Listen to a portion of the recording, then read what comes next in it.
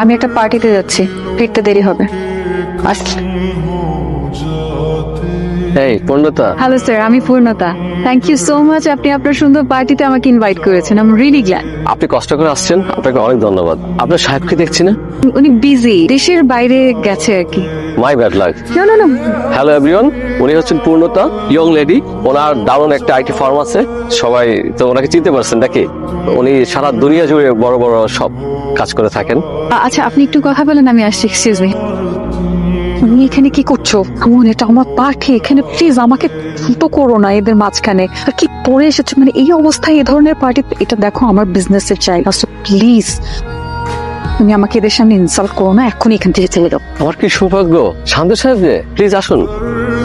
আপনি আসছেন, আমি সিরিয়াসলি বিশ্বাস করতে পারছি না। এক্সকিউজ মি এভরিওয়ান, উনি হচ্ছেন মিস্টার শাহরিয়ার শান্ত, একজন বিখ্যাত চিত্রশিল্পী। আমি প্যারিসে একজন বিখ্যাত চিত্রশিল্পীর কাছে ওনার নাম শুনেছি। তার কাছে শান্ত সাহেবের অনেকগুলো আঁকা ছবি আছে। শান্ত সাহেব কিন্তু একজন ভালো মানের ইন্টেরিয়র ডিজাইনার এবং একজন খুব ভালো মানুষ। উনি অনেক বড় বড় প্রতিষ্ঠানের কাজ ছেড়ে দিয়েছে।